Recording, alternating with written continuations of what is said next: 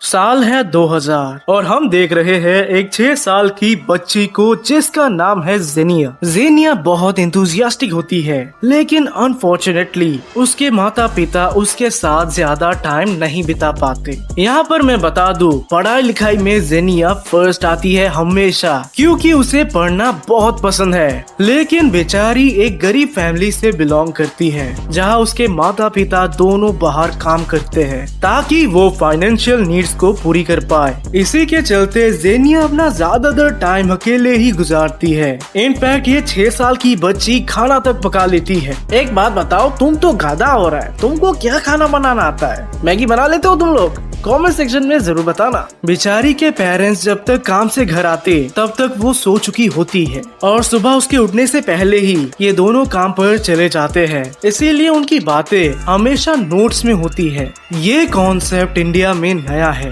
लेकिन फॉरेन में ये चलता है। यदि आप अपने फैमिली मेंबर को कोई मैसेज देना चाहते हैं तो नोट पर लिख के आप उस नोट को फ्रिज पे चिपका दीजिए। जिस प्रकार का काम जेनिया के माता पिता करते हैं, उससे तो यही लगता है कि जेनिया की जिंदगी भी कुछ ऐसे ही गुजरेगी। लेकिन उसकी किस्मत बदल जाती है जब उसके जिंदगी में आती है एक टीचर। दरअसल हुआ यूं कि क्योंकि जेनिया के मम्मी पापा उसके साथ ज्यादा टाइम स्पेंड नहीं कर पाते, इसीलिए वो उसे एक गिफ्ट देते हैं ताकि जेनिया अपना ज्यादातर टाइम उस गिफ्ट के साथ बिता पाए। ये गिफ्टिंग कल्चर भी बहुत लंबे टाइम से चला आ रहा था। वो यूजुअली हर हफ्ते जेनिया को कोई नया बुक गिफ्ट करते, लेकिन ऐसा करते करते जेनिया के रूम में बुक्स के भंडार होने लगे। तो क्योंकि जेनिया के पास ऑलरेडी एक कंप्यूटर है, तो उसके पापा ने सोचा कि उसे कंप्यूटर से रिलेटेड कुछ देना सही रहेगा। इसीलिए उन्होंने उसे गिफ्ट किया एक CD रोम, जो की है मिस जेस विश किड्स स्कूल हाउस की एक कॉपी।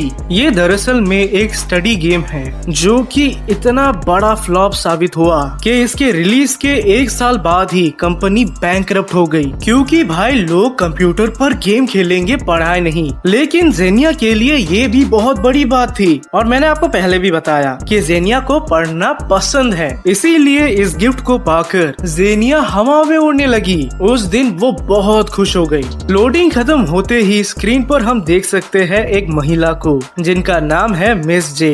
ये एक 2D टीचर है, जिनके बैकग्राउंड में है 3D क्लासरूम। तो मिस जे से आप क्या सीख सकते हो? वेल, आप सब कुछ सीख सकते हो। और क्योंकि जेनिया के कोई फ्रेंड्स नहीं, तो मिस जे के साथ वक्त बिताकर वो कुछ ही दिनों में जीनियस बन गई। जीनियस जेनिया अब अपना ज्यादातर टाइम अपने कमरे में बिताती, जहां वो सीख रही है मैकेनिकल इंजीनियरिंग, और तो और उसे कई सारे और भाषाएं भी आते हैं। मिस जे जेनिया को दुनिया भर का सारा ज्ञान बहुत ही अच्छे से समझाती थी। इनफैक्ट रिपोर्ट में तो ये तक लिखा है कि जेनिया को न्यूक्लियर बम तक बनाना आता था। 6 साल की बच्ची है वो।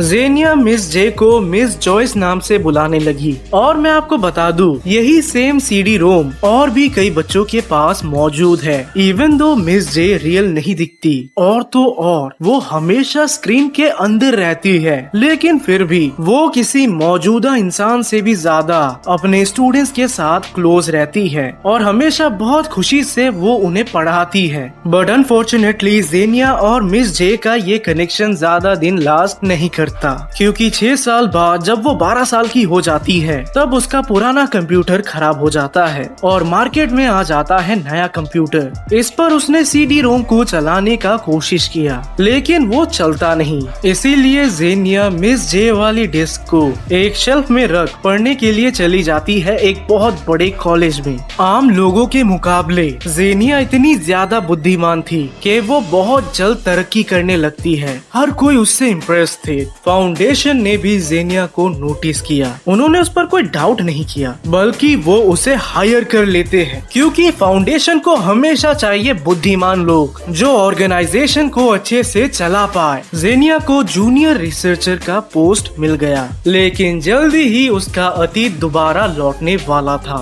जब जेनिया वहाँ काम कर रही थी, तब फाउंडेशन के बाकी के रिसर्चर्स को 2012 के कुछ चैट्स मिले। इन चैट्स और मैसेजेस में लोग बात कर रहे हैं एक ऐसे टीचर का जो कि एक गेम में अपीयर होती थी लेकिन बिल्कुल ही रियल नजर आती थी। फाउंडेशन ने उस गेम डिस्क को हासिल करने की कोशिश की लेकिन उन्हें पता चला कि बैंकरप्सी के कारण उस कंपनी ने 2006 में ही इस गेम को बैन कर दिया। साथ ही साथ मार्केट में कोई भी कॉपी नहीं बची, इसीलिए उन्होंने इस रेसिपी को न्यूट्रलाइज्ड घोषित कर दिया, यानी कि ये खत्म हो चुका है। बट 10 साल बाद जब जूनियर रिसर्चर जेनिया को इस बारे में मालूम चला तब उन्हें अपना बीता कल अचानक से याद आ जाता है। मिस जे तो उसके पास भी थी, उसकी फेवरेट टीचर। सीनियर रिसर्चर को जैसे ही पता चला कि जेनिया के पास इस डीवीडी की कॉपी है, तुरंत उन्होंने एक्सपेरिमेंट के लिए उनसे ये डीवीडी मांगा। जेनिया डायरेक्टर से अप्रूवल लेके खुशी खुशी मिस जे को फाउंडेशन में लाती है। मिस जे पर नजर रखते ही फाउंडेशन को पता चल गया कि वाकई में ये दुनिया की सबसे बेस्ट टीचर है, क्योंकि मिस जे के पास एक अनोखी खूबी है जिसके चलते वो किसी भी बच्चे को कोई भी सब्जेक्ट पढ़ा सकती है, फिर चाहे वो कितना भी ज्यादा टफ क्यों ना हो। फाइनली फाउंडेशन इस नतीजे पे आते हैं कि जेनिया को जितनी सफलता मिली है उन सब का क्रेडिट जाता है मिस जे को। अब फाउंडेशन के हाथ में एक ऐसा प्रोडक्ट आ गया जिसका यूज कर वो महान पढ़े लिखे लोग निकाल सकते हैं, इसीलिए उन्होंने ये ठान लिया कि इसको वो अच्छे से यूटिलाइज करेंगे। लेकिन उससे पहले क्या ये सेफ भी है, ये टेस्ट करना भी तो जरूरी है। पहला एक्सपेरिमेंट किया जाता है साइड 15 में, जहाँ बहुत सारे छोटे बच्चों को बुलाया जाता है, फिर उनके सामने रखा जाता है मिस जे को। सीसीटीवी फुटेजेस में फाउंडेशन ने देखा कि मिस जे बहुत अच्छे से पढ़ाती है। पहले वो बहुत प्यार से बेसिक सिखाती है, फिर वो बहुत कॉम्प्लेक्स चीजों पर भी बढ़ती है। वो इतने अच्छे से पढ़ाती है कि हर एक बच्चे को समझ आता है। लेकिन हाँ, एक बात तो है, हर बच्चा उन्हें कोई दूसरे नाम से बुलाता है जिसका फर्स्ट अल्फाबेट जे ही होता है,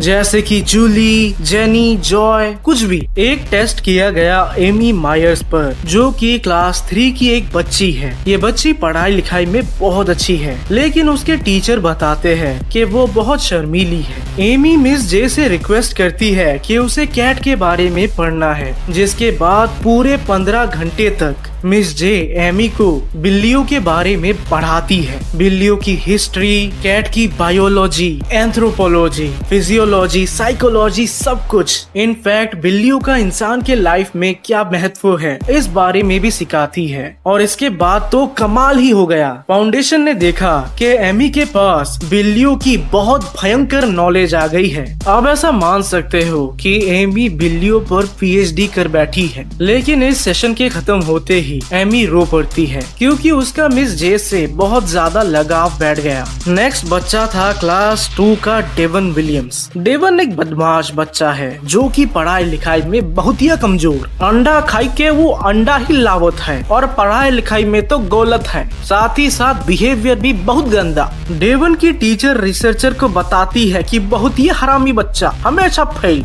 रिसर्चर्स को उत्सुकता थी कि क्या मिस जे इस गधे को भी परिवर्तित कर सकती है। क्लास शुरू होता है और मिस जे डेवन को करीब 2 दिन तक ट्रेन्स के बारे में सिखाती है, जिसके बाद ट्रेन्स और रेलवे स्टेशन को लेकर डेवन की क्लैरिटी इतनी भयंकर हो गई कि वो रेलवे मिनिस्टर तक बन सकता है। डेवन भी मिस जे से इतना ज्यादा लगाव कर बैठा कि सीरियसली एक एजेंट को आना पड़ा उसे हटाने के लिए, क्योंकि वो जा ही नहीं रहा था। यहाँ तक रिसर्चर्स समझ गए कि मिस जे बच्चों को उन सारे टॉपिक्स के बारे में पढ़ा सकती है जिनके बारे में शायद इंसानों के पास भी उतनी डीप नॉलेज नहीं है। लेकिन वो अब ये जानना चाहते हैं कि क्या मिस जे एडल्ट्स को भी उतने अच्छे से पढ़ा सकती है। इसीलिए वो ले आते हैं एक डी क्लास को, D14417, जो कि 24 साल का गधा है। ये बंदा पढ़ाई और बातचीत में इतना बड़ा लल्लू है कि इसे तुम कुछ भी बोलोगे 2 मिनट बाद इसे समझ आता है कि अच्छा आपने वो बोला।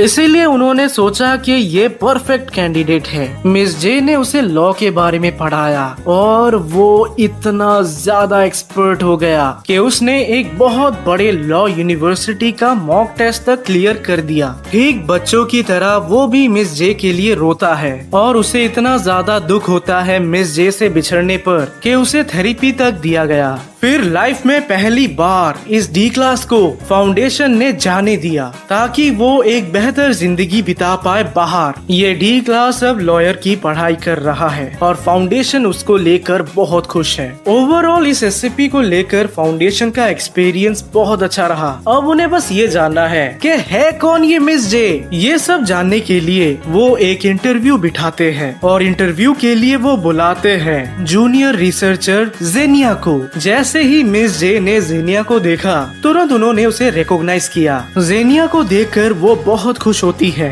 क्योंकि जेनिया अब इतनी सक्सेसफुल हो चुकी है। जेनिया ने अपनी बचपन की फेवरेट टीचर मिस जे से पूछा कि आप कौन हो और आप कहां से आए हो। तो मिस जे बताती है कि उन्हें ये सब कुछ भी नहीं मालूम, उन्हें अपने एग्जिस्टेंस के बारे में कोई भी आइडिया नहीं है, लेकिन उन्हें बस इतना पता है कि उन्हें बच्चे जेन्युइनली बहुत पसंद है और वो पढ़ाना बहुत इंजॉय करती है। शी लव्स टू टीच यार। तो कुल मिलाकर बात सच है और बात यही है कि मिस जे को बच्चों से बहुत लगाव है और वो बच्चों को पढ़ाने में बहुत इंटरेस्टेड है। इंटरव्यू के खत्म होते ही जेनिया कंप्यूटर को कस के पकड़ती है।